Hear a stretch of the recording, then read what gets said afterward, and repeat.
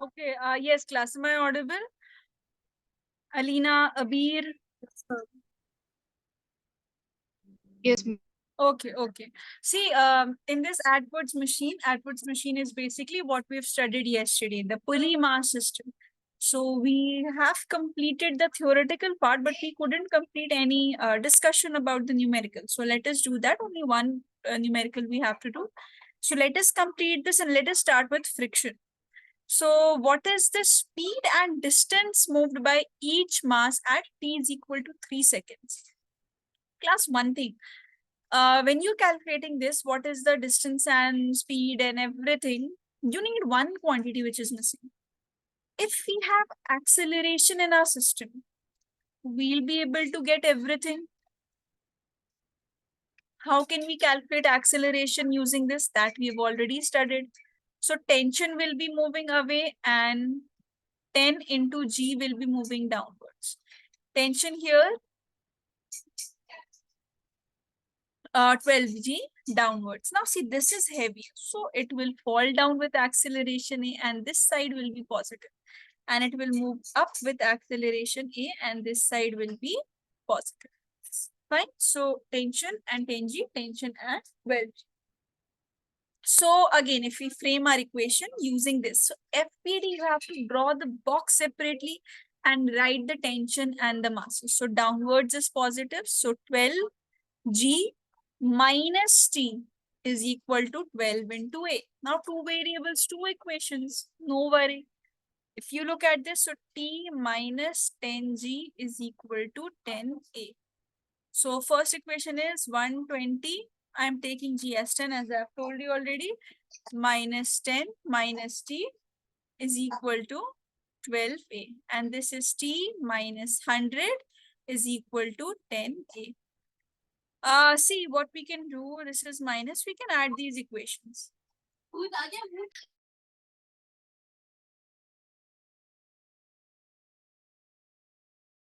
I can write this as minus 100 and this as plus 2. Same thing, T minus 100, just for the calculation since we are adding it. So in addition, the sign remains the same. So 120 minus 100. Here we'll get 20. And these two will be added. So it is 22A. So acceleration here, this is equal to 20 divided by 22, correct? This is 10, this is 11. It is almost equal to 1 only. I'm writing this as 1 meter per second. But just check someone. I hope there's no correct, means I have not written anything incorrect. 120 minus T is equal to 12A minus 100 plus T is equal to 10A. We are adding. So 120 minus 100, that gives 20. Minus T plus T gets cancelled. 12A plus 10A is equal to 22A. Fine. So see, 10 by 11 is not 1, but approximately it is 1. I am using for just the class calculation. If it is your exam, you have to write it precise. But the main purpose is that we know the steps. So that's why I'm avoiding that. That's why I don't even use 9.8. Otherwise, we'll be solving each and every point. That is your mathematics part that you all should know already and that you all are able to calculate too.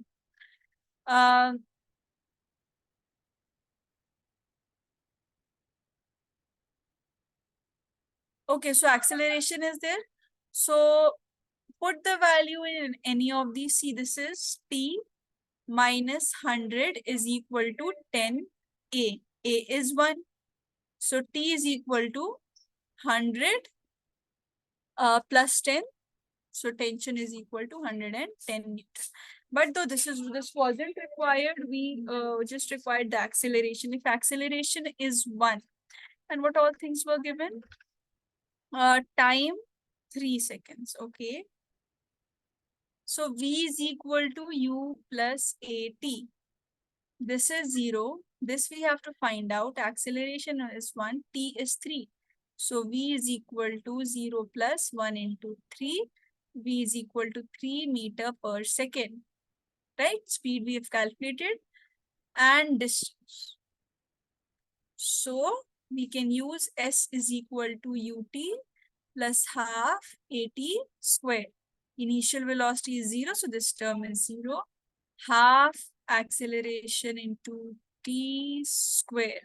So distance is 4.5 meters. Write it, then I'll start with friction.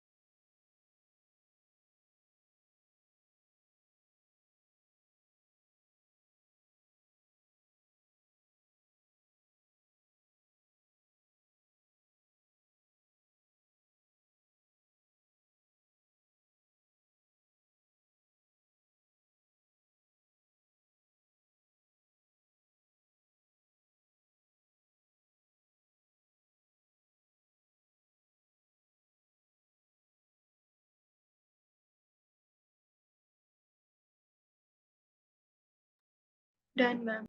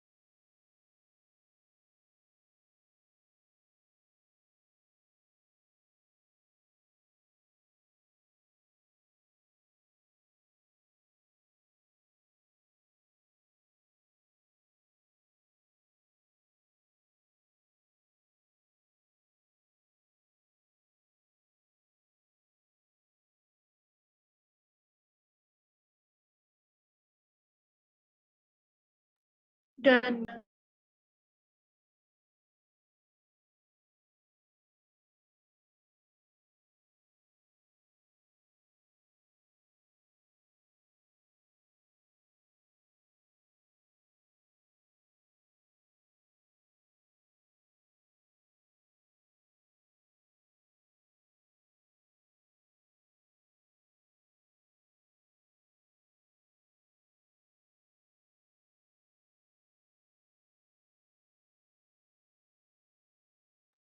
All right, class. So we've already discussed about the frame of reference whenever we have started with the kinematics portion.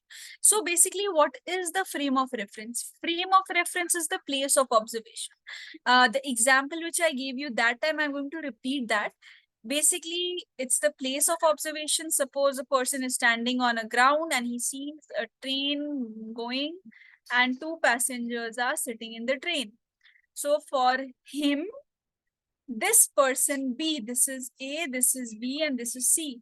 So for A, B appears to be in motion because the train is moving. So the person is sitting in the train and he is also moving along the train. But for the passenger C, who is sitting just in front of him, for him, B person appears at rest. So it means either B can be correct or C can be correct, right? B or C, these are the two options which are available. But in this case, both are correct. Now, if both are correct, it means it depends upon the place of observation. You have to specify the place of observation, whether B is in motion or C is in motion or A is in motion. See, for us, A is the reference, ground point. Then B is in motion with respect to A. A means a person standing on the ground. B is at rest with respect to a person sitting in front of him or with respect to person C. So that is the frame of reference. Now, if this frame where we are having the entire system, this entire frame, this is in motion with respect to the earth. All right. Basically, it is completely static. In uniform, you can say. Rest. Best word is rest. You just understand, like Earth. Earth is actually moving, but for us, we never see Earth moving. So for us, we say it is at rest or it is in uniform motion. So Newton laws are valid. In non-inertial frame, your frame is also accelerating. And there you have the concept of a pseudo force. Pseudo force has the same formula, mass of the body into acceleration of the system. But pseudo force, this is the free force which is just present in order to balance. So there we have the pseudo force. So this is the concept of inertial and non-inertial frames. And Newton's laws are invalid over there. So we use pseudo. Write it down, write about the frame of reference, inertial frame, non-inertial frames, and I'll start with friction.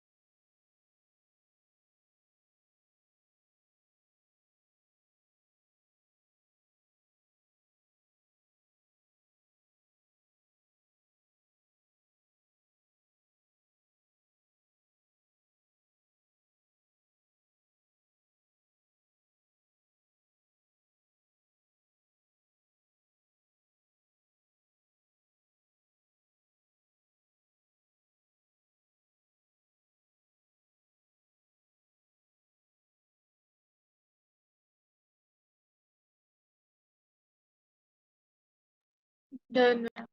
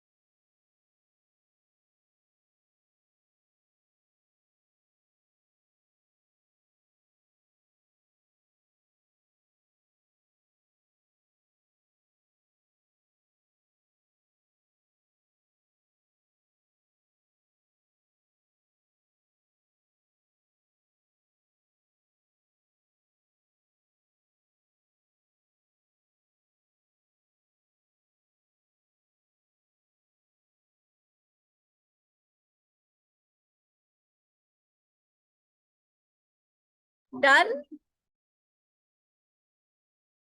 Yes, ma'am. Yes.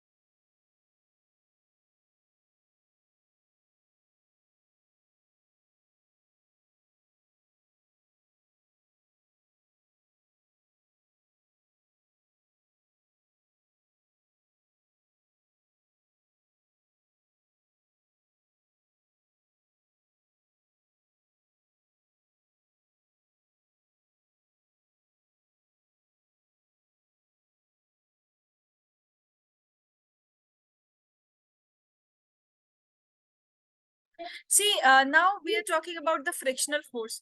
Frictional force is basically the opposing force, means a resistance is provided in the motion.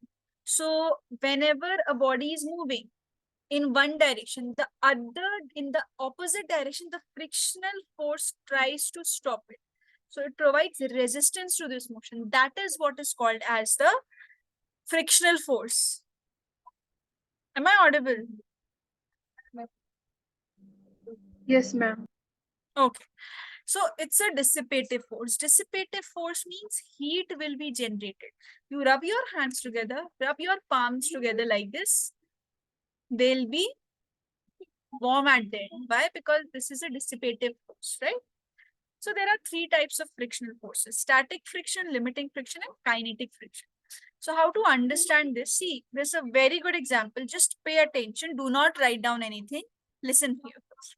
This is a box. It has a very heavy weight.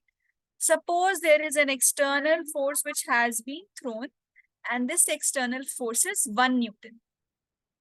Body is not moving because there is a backward frictional force in the opposite direction, which is 1 Newton.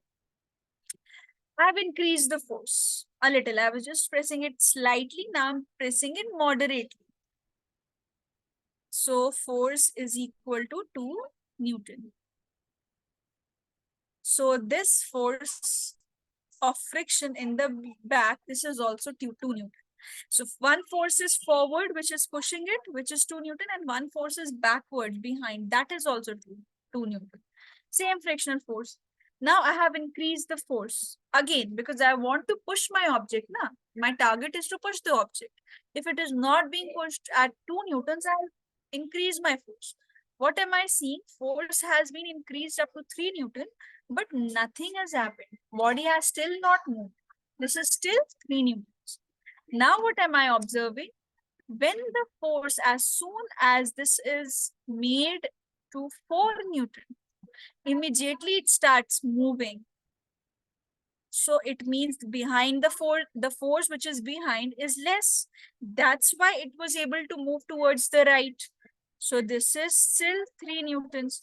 So what is the logic in all this? What is the logic? What is all about? Basically, this was here the static friction. Here we had the static friction. It's a self-adjustable friction which happens when the body is not moving, when the body is static. In those cases, you have the static friction. 1 Newton of force was applied, 1 Newton of force, friction adjusted. 2 Newton was applied, it adjusted itself and made it back to 2 Newton. 3 Newton of force was applied, it made it itself to 3 Newton. But as soon as 4 Newton was applied, then it could not move it, right? It could not, frictional force could not stop it. So this value of frictional force when the body begins to move, motion has started. So what is this? This is the kinetic friction. Which is this? This is the kinetic. From the kinetic means something which is moving. So now this friction is the kinetic friction. What was this? Earlier it was the static friction. Body was stopped. It was self-adjusting. It wasn't letting the body to move. And it was adjusting. Then there is a maximum value of static friction which we see. This is the maximum value of static friction beyond which it is not increasing. See, 3 Newton, 3 Newton, 3 Newton. It will always remain 3 Newton. What is this? This is the limiting friction, means this is the maximum value of the static friction. So this was the static friction, then it was having a maximum value, which was the limiting friction, and then the force increased and force was less than. Till here, forces were equal. Frictional force and external forces were equal. But exactly when the body began to move, at that time, kinetic is less than the actual friction. So this is the entire story of the frictional force. This is the force of friction, which you have to keep in mind. All right, so frictional force, this is important to remember, but this is the concept of the type of forces. What exactly is happening?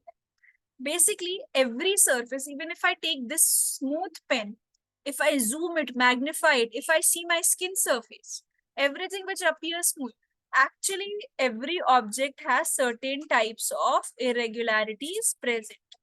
One surface is like this, another surface is like this. All right. So when these irregularities are being rubbed against each other, if I rub my hands, they will become warm, right? If I rub my hands, they will become warm. So one irregularity of one hand and another irregularity of the other hand. So basically these two irregularities over here.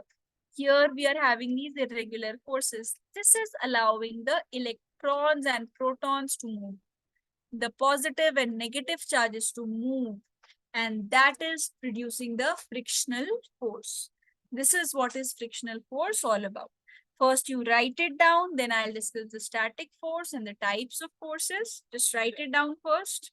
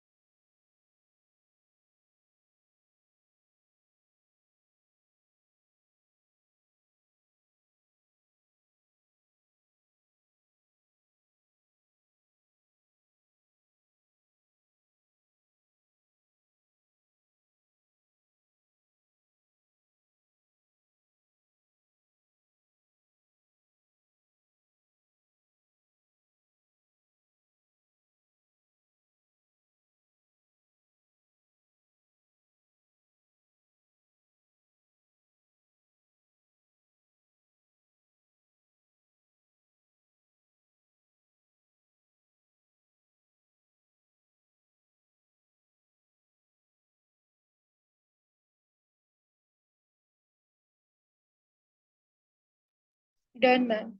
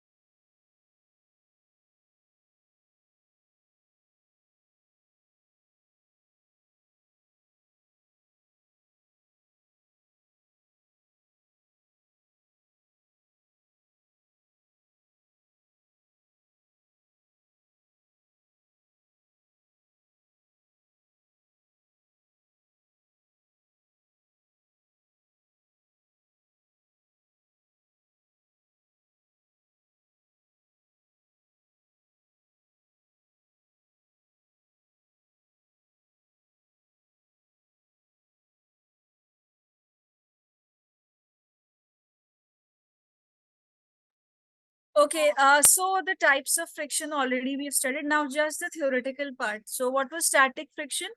It's the friction that acts on the body at rest. Actual motion has not started yet, and it is self-adjust. We have discussed this. Limiting friction is what? It's the maximum value of static friction. And what is kinetic friction? It acts when the body is actually sliding over another body. That is always less than limiting friction, right? It is always less than limiting friction. So this is the best graph, which is important. It is equally important. It comes in the exam. From the zero origin, the graph has been started. Frictional force is directly proportional to the applied force. Both are directly proportional to each other. So they are directly proportional, and a maximum value peak is observed in the static friction, which is the limiting friction.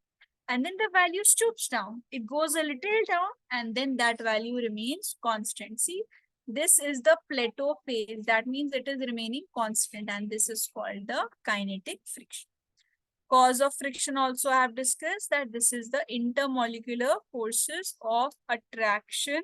See, when these bodies are rubbed up, down, forward, behind, up, down, forward, behind, charges are being transferred.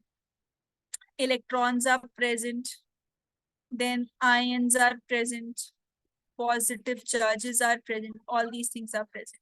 So whenever these are getting rubbed past one another, they are getting rubbed past one another, then it allows the heat to form. All right. So intermolecular force between two surfaces causes friction. Start writing from here.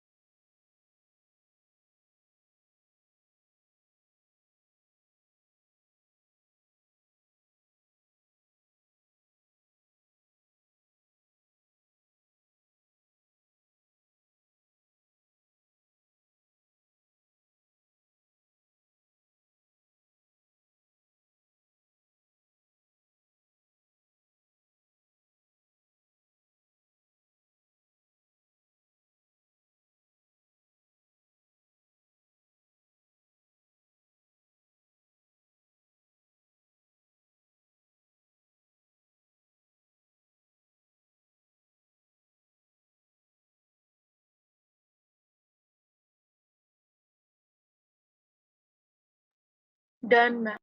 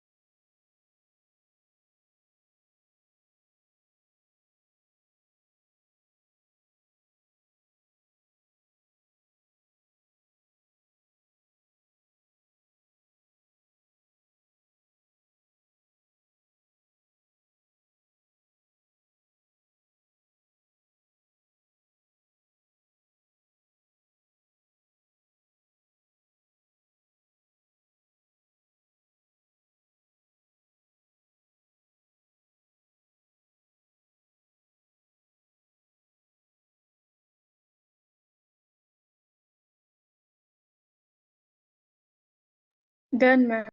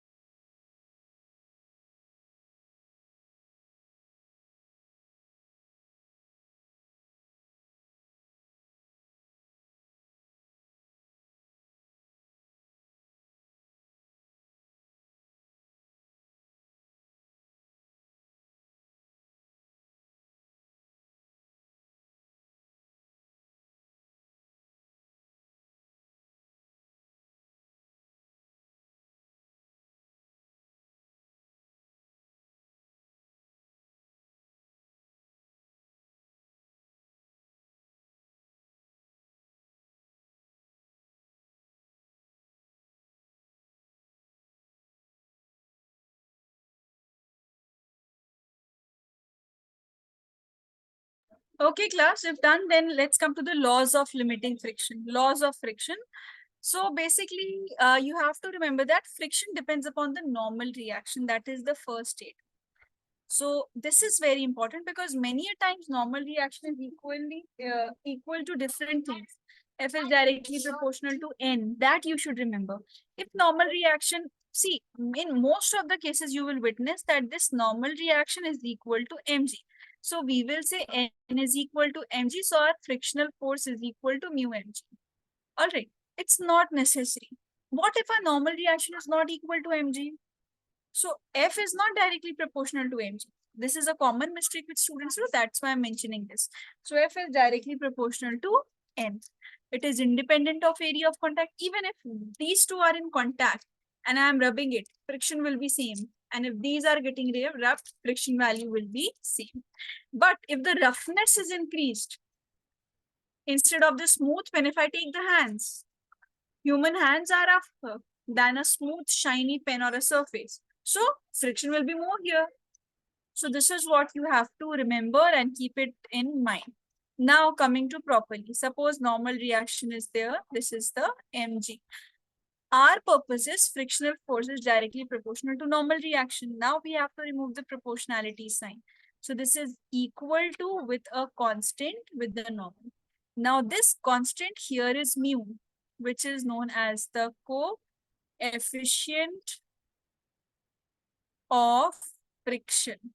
Now, depending upon the types of friction which we are referring to, whether it's static, whether it's kinetic, we will say this is the coefficient. Coefficient of static friction is different. Now, here we are talking about limiting friction. So, our formula will be mu L N. This is the formula. And you will see how the normal reaction is equal to what all quantities. All right. This is important to remember. See, if I say mu k, that is the kinetic friction then. All right, this is the kinetic friction's coefficient or coefficient of kinetic friction best. Coefficient of kinetic friction the best. So your formula will be mu k n. That I'll tell you later on. But what you have to remember, you have to check normal reaction is balancing what all things. If it is equal to mg or it's not. Whatever n is equal to, your purpose is to find out n. This is important. Please remember and keep this in mind. Write it. Write the laws of limiting friction.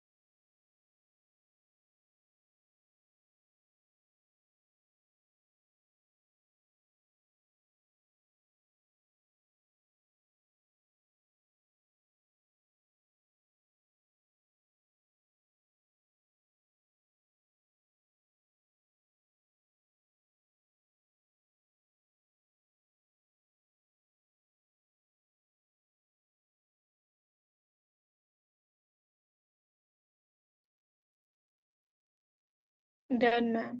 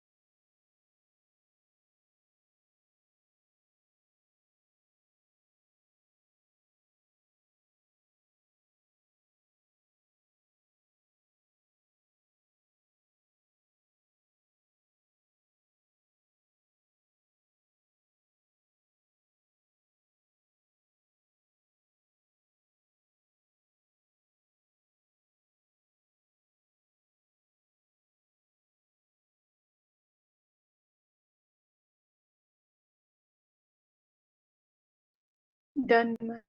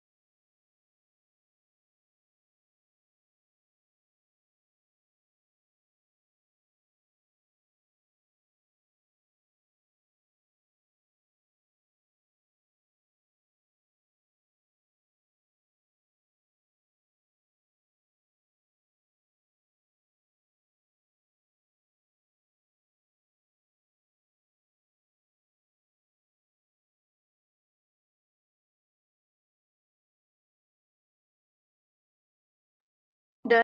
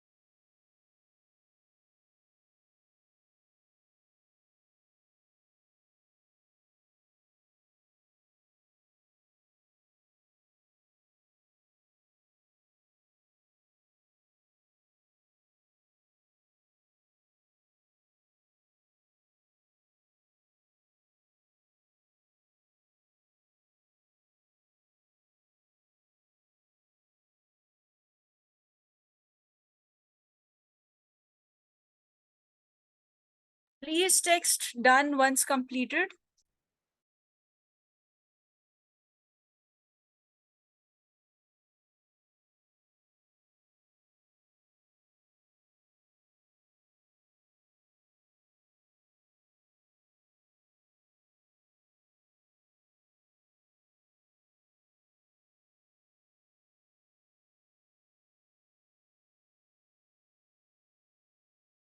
Okay, then we'll complete this in the next week. So friction will be over, and no, only friction will be over in the next class. Then I'll take class for circular motions. That's it in your laws of motion. Okay. Okay, class, you can leave. Thank you. Thank you, ma'am. Thank you.